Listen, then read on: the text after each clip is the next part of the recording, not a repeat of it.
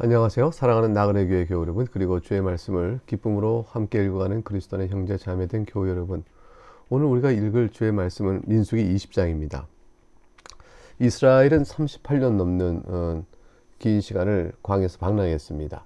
출애굽하고 나서 1년 정도 지나서 성막도 지고 시내산에서 율법도 밟고 굉장히 진전된 일을 하다가 전개를 하다가 1년 반쯤 지난 때쯤에 큰 반역 사건이 일어나죠. 그리고 나서 그 가데스 바네까지 갔다가 결국 12 정탐꾼 가운데서 10명이 되는 정탐꾼의 말을 듣고 온 이스라엘이 하나님을 원망하고 그렇게 되면 민족적인 대반역이 일어납니다. 그래서 하나님께서 38년에 대한 가까운 이제 광야 방랑 생활을 징계로 명하시죠. 그런 사이에 출애굽 1세대는 하나님 말씀하신 대로 가나안 땅에 들어가지 못하는 징계를 받게 됩니다. 이제 그 세월이 다 지나가면서 하나님께서 다시 가나안 땅을 한두 달이면 바로 넘어갈 수 있는 그런 가데스 바네아 지역에 이제 집결을 시킵니다. 이때쯤에 애초에 반역이 없었다면 벌써 건너갔을 가나안 땅을 바라보면서 만감이 참 교차했을 거라고 생각합니다. 근데 그렇게 되어진 상황 속에서 오늘 읽는 20장은 말이죠.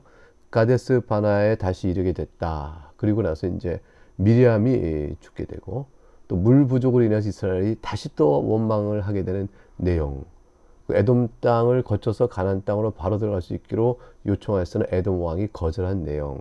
그리고 또 아론의 죽음 이런 등등으로 구성되어 있는 사건들을 전개해 줍니다. 1절 보면 첫째 달에 이스라엘 자손 온 회중이 신광야에 이르러 백성이 가데스에 이르더니 미리암이 거기서 죽음에 거기에 장사되니라. 첫째 달이다라는 것은 출애굽 후 40년째가 되는 해의 첫째 달을 의미합니다. 이게 처음 가데스에 모여서 애초에 가데스에 처음 모였잖아요. 그때의 정탐꾼을 보냈던 때로부터 약 38년이 훌쩍 지난 거예요. 아까 말씀드린 것처럼 당시에 20세 이상의 출애굽 1세대는 거의 다 죽었죠.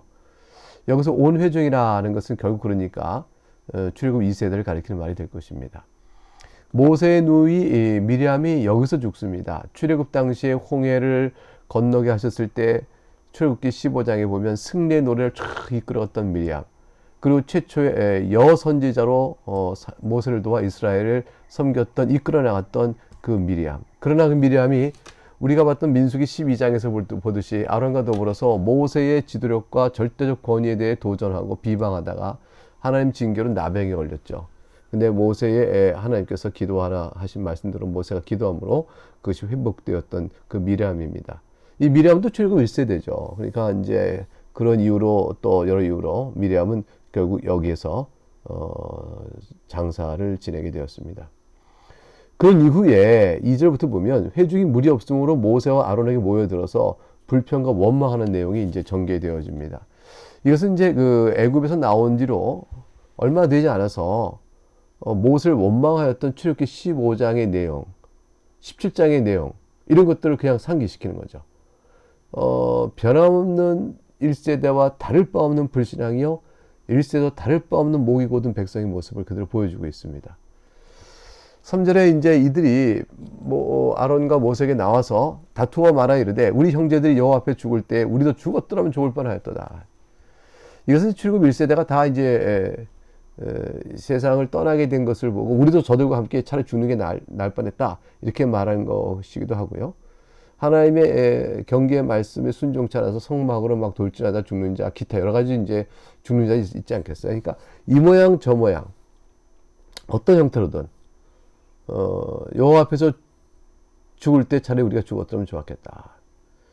이것은 굉장히 악한 모습이에요. 왜냐하면 지금까지 40년 출애굽 한때부터 40년의 세월 동안 하나님께서 저들을 광야 안에서 어떻게 먹이시고 어떻게 입히시고 어떻게 저들에게 마시게 했느냐. 신명기에 보면 너희 의복이 헌적이 있고 너희 신발이 닳아서 신지 못한 적이 있느냐고 물을 만큼 하나님의 도우심으로 그들이 생존해 왔는데 이렇게 생존을 받게 되어진 이 영광스러운 이 놀라운 모습에 하나님의 은혜에 오래 감사하는 모습이 되어야 할 텐데 도리어 물이 없다 하여 불평 원망하는 완악한 모습을 그대로 드러내고 있는 것이죠. 그래서 여호와 앞에 죽을 때 우리도 죽었다면 차라리 좋았겠다. 이것은 굉장히 이제 패역한 불망이라 할 수 있습니다. 4절에 너희가 어찌하여 여호와의 회중을 이 광야로 인도하여 우리와 우리 짐승이 다 여기서 죽게 하느냐. 어쩜 출애굽 1세대의 불평과 똑같은 말을 할까요? 너희가 어찌하여 우리를 애굽으로 나오게 하여 이 나쁜 곳에 인도하였느냐. 이곳에는 파종할 곳이 없고 무화과도 없고 포도도 없고 석류도 없고 마실 물도 없도다. 1세대와 하나도 다를 바 없는 2세대에 여전히 동일한 악함을 드러냅니다. 인간은 아담과 하와가 타락한 이후에 우리 조상들 사이에 그로부터 부패한 성정이 우리에게 전해지므로 인간 안에는 근본적으로 예전이나 지금이나 장래에도 하나님을 불신하고 배역하는 일들이 일반화되어 있죠. 이것을 이제 피하기가 어렵습니다. 이런 모습을 똑같은 모습을 양성을 드러냅니다. 오직 하나님께서 우리에게 은혜로 주셔서 우리를 바꿔내지 아니하시면 다른 어떤 일도 불가능해 변화는 기대하기 어렵습니다. 이런 모습을 그대로 이제 우리가 이 출애굽 2세대 보게 되어지면서 모세와 아론의 반응이 어떨까요? 6절에 보니까 모세와 아론이 회중 앞을 떠나 회막문에 이르러 엎드림에 얼마나 충격이 크고 기가 막혔을까요? 1세대와 다를 바 없는 2세대의 불평과 원망에 그만 질려버리고 하나님께서 1세대를 향하여 징계로 다스렸던 그 두려움이 밀려오게 되니까 그만 그 자리에 엎드려서 주 앞에 기도하는 모습을 취하게 되어집니다. 여호와의 영광이 그들에게 나타났죠. 자, 하나님께서 응답을 주셔서 나타나신 겁니다. 모세와 아론 생각에는 그들의 패역 때문에 하나님께서 이 긴 세월을 38년 넘는 긴 세월을 다시 방황나가게 하셨는데 이제 이때 와서 또다시 물 가지고 불평 원망하는 저들을 보고 하나님께서 또 그 징계의 매를 내리시면 어쩌려고 하는가, 이 패역한 백성들아 싶어서 엎드려 기도하지 않을 수가 없었던 것입니다. 여호와의 응답은 어떨까요? 어떤 면에서 보면 뜻밖이에요. 7절에 보면 여호와께서 모세에게 말씀하여 이르시되 8절 지팡이를 가지고 네 형 아론과 함께 회중을 모으고 그들의 목전에서 너희는 반석에게 명령하여 물을 내라 하라. 네가 그 반석이 물을 내게 하여 회중과 그들의 짐승에게 마시게 할지니라 그랬습니다. 여기서 이제 지팡이는 하나님의 능력을 상징하는 하나님의 지팡이, 출애굽기 40장 4장에 나오는 말씀, 4장 20절에 그리고 바로 앞에서 나일강의 하수를 탁 쳤던 바로 그 지팡이, 능력의 지팡이죠. 그리고 출애굽기 17장 6절에 느비딤이라는 곳에서 반석을 탁 쳐서 물을 냈던 바로 그 지팡이입니다. 하나님께서 모세에게 말하길 이 지팡이를 가지고 가라 그랬어요. 네 형 아론과 함께 회중을 모으라 그랬어요. 그들의 목전에서 너희는 반석에 명령하여 물을 내라 이렇게 말씀하셨습니다.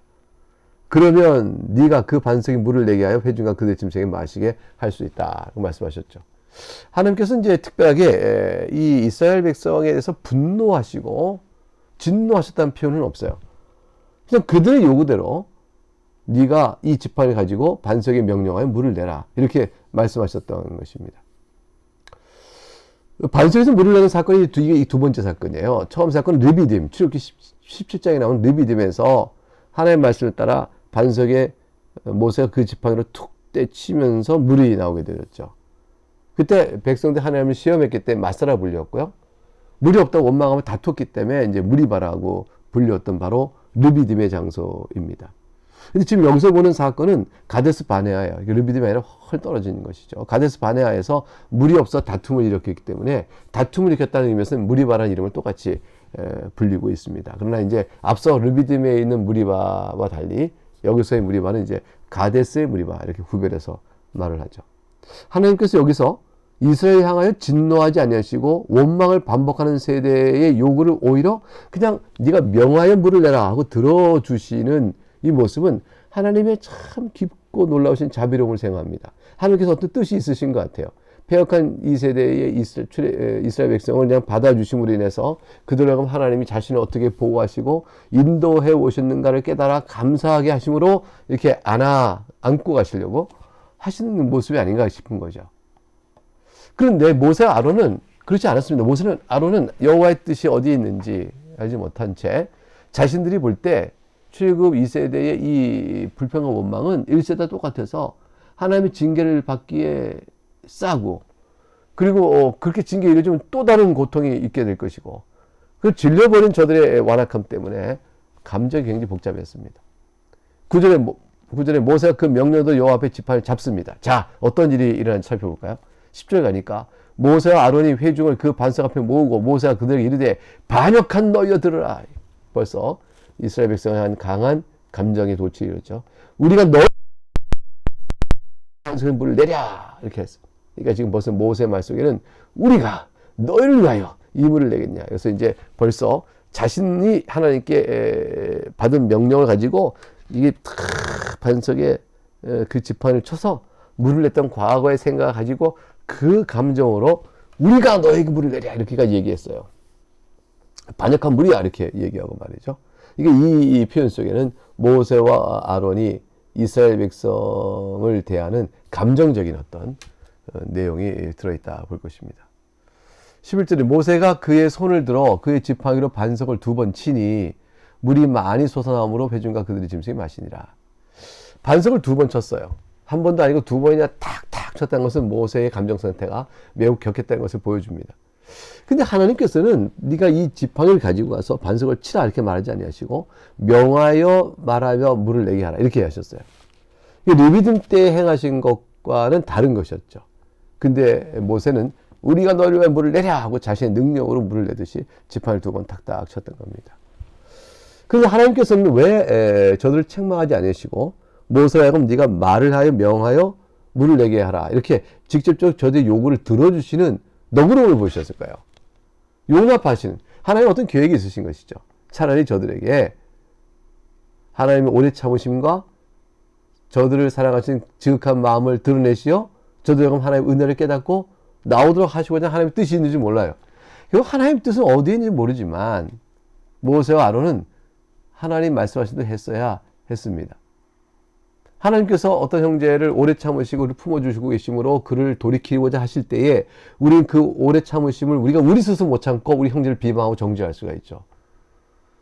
그런 일이 있어서 안 되는 것입니다. 모세 아론은 하나님의 말씀도 해야 될 따름이었습니다.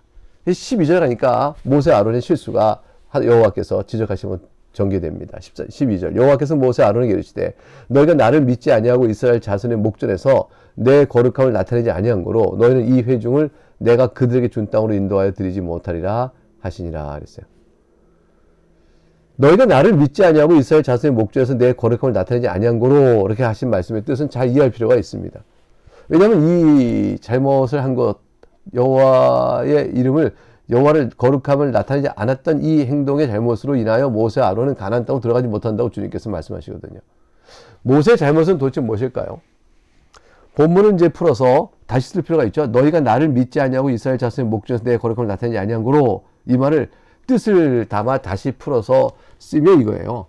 너희가 나의 거룩함을 이스라엘 자손의 목전에서 나타나기에 충분한 믿음을 가지고 나를 믿지 않았다. 네가 나를 신뢰했다면 이스라엘 백성들 앞에서 나에 대한 거룩함을 온전히 드러낼 만한 신뢰를 가지고 네가 행했을 텐데 네가 그러지 않았다. 어떻게 안 그랬죠?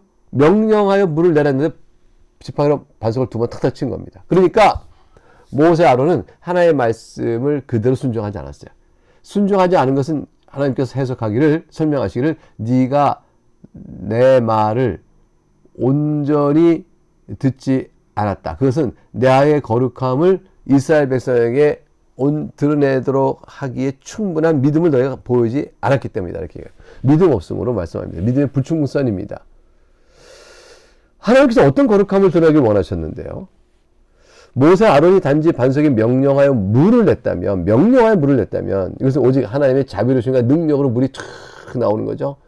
능력으로 물이 나오고 자비로우심으로 그들 먹이심.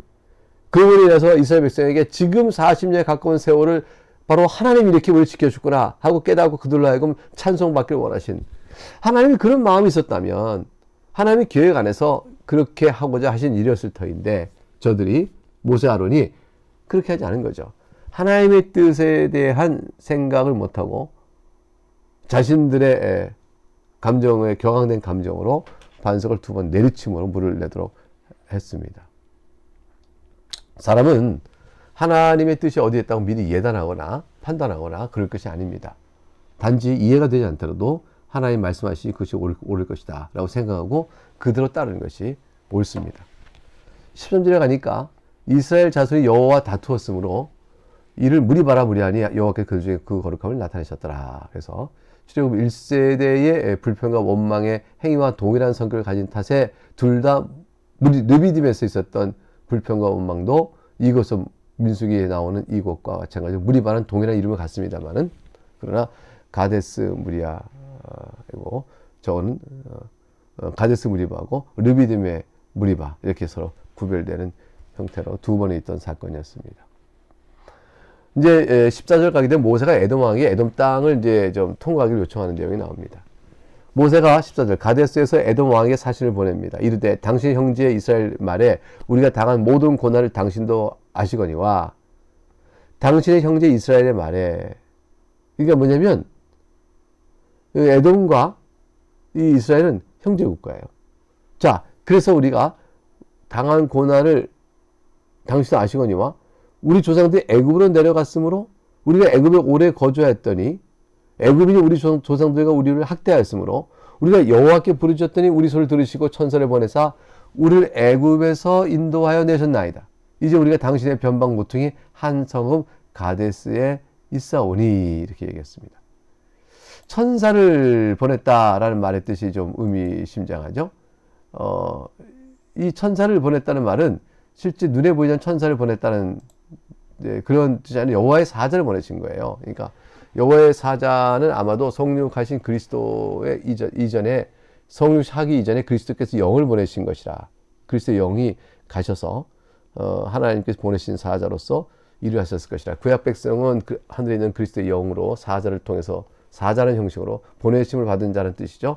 그리스도의 영이 이스라엘 백성을 이끌어갔고 성육하신 다음에 보이는 예수님께서 친히 이스라엘을 이끌어가셨다. 또 지금 하늘에 계시니까 영으로 인도하시란 말이죠. 그렇게 이해할 수가 있습니다. 그래서 천사를 보내사 우리를 애굽에서 인도하내셨나니 이것은 이제 우리가 출애굽 14장을 보게 되면 바로 알 수 있는데요. 이스라엘 진 앞에 가던 하나님 사자가 그들 뒤로 옮겨가며 구름 기둥도 앞에서 그 뒤로 옮겨. 그러니까 이스라엘 백성이 쫙 가는데 홍해가 쫙 막고 있습니다. 이제 난리가 났죠. 근데 앞에서 그를 인도했던 구름 기둥이 여호와 사자가 구름 기둥을 뒤로 탁 옮깁니다. 이스라엘 백성의 뒤로 딱 옮기니 뒤에 쪽에는 애국 군사가 막 따라오죠. 근데 그것을 쫙 가로막고 이쪽엔 구름과 흑암이 있게 하고 이쪽은 밤이 밝음으로 밤새도록 비추비추가 그 둘을 쫙 나눠버려서 애굽의 군대가 이스라엘 백성을 이렇게 와서 침입하지 못하도록 막아주셨습니다. 이 사실을 이제 쭉 에돔에게 왕에게 말한 것이죠. 말하고 나서 이제 말을 합니다. 말하자면 우리를 당신의 땅을 좀 지나가게 해 주세요라고 이제 부탁의 말씀을 드리게 되어집니다. 그럴 때 이제 그 에돔 왕이 이제 이 부탁을 들어줄까요, 안 들을까요? 여러분의 생각은 어떻습니까? 한편으로는 형제 국가였으니까 그 이스라엘 요청을 받아준 것이 좋지 않을까 하는 생각을 하지 않을까요? 이제 모세가 에돔 왕의 염려를 압니다.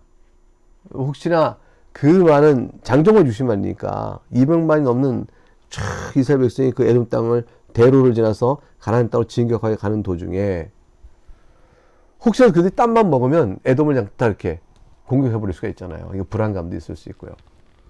또 에돔 왕은 원래부터 이제 이스라엘 백성을 좀 미워하고 경계하고 이렇기 때문에 결국은 이스라엘 백성이 잘된 일을 보고자 원치 않았을 거고요. 그래서 그들에게 편의를 제공하고 싶지 않을 겁니다. 위협을 당할 위험성을 안고 편의를 제공해 주고 싶은 생각이 없었을 것이고 그들이 이제 에돔 땅을 지나 가나안 땅을 진격했을 때 가나안 땅에 있는 여러 족속들도 에돔과도 또 원수 관계가 될 것에 대한 염려가 있을 수 있을 것이고요. 그러나 근본적으로는 이스라엘을 경계하고 경쟁하고 미워했습니다. 17절에 이제 모세가 그러한 에돔 왕의 뜻을 좀 살피면서 오히려 약속을 해주세요. 청하건대 우리에게 당신 땅을 지나게 하소서. 우리가 밭으로나 포도원을 지나가지 아니하고 우물도 마시지 아니하고 왕의 큰 길로만 지나가고 당신의 지경에서 나가기까지 왼쪽으로나 오른쪽으로나 치우치지 아니하리다 한다고 하라 하였더니 자 반응이 어떨까요? 18절 에돔 왕이 대접하되 너는 우리 가운데 지나가지 못하리라. 내가 칼을 들고 나아가 너를 대적할까 하노라. 에돔은 근본적으로 이스라엘의 적대적인 태도를 갖고 있었기 때문에 칼을 두고 우리 너희를 칠까 염려한다 라고 얘기하므로 단호히 거부합니다. 19절 이스라엘 자손이 말합니다. 우리가 큰 결만 갈 거요. 우리 짐승이 당신의 물을 마시면 그 값을 우리가 내겠어. 우리가 도보로 지나갈 뿐인지 아무 일도 없으리다 하나. 20절 이렇게까지 말했는데 약속을 안 믿습니다. 그리고 그가 이르되 20절 너는 지나가지 못하려 하고 에돔 왕이 많은 백성을 거느리고 나와서 강한 손을 막아버렸습니다. 이게 회방을 한 것이죠.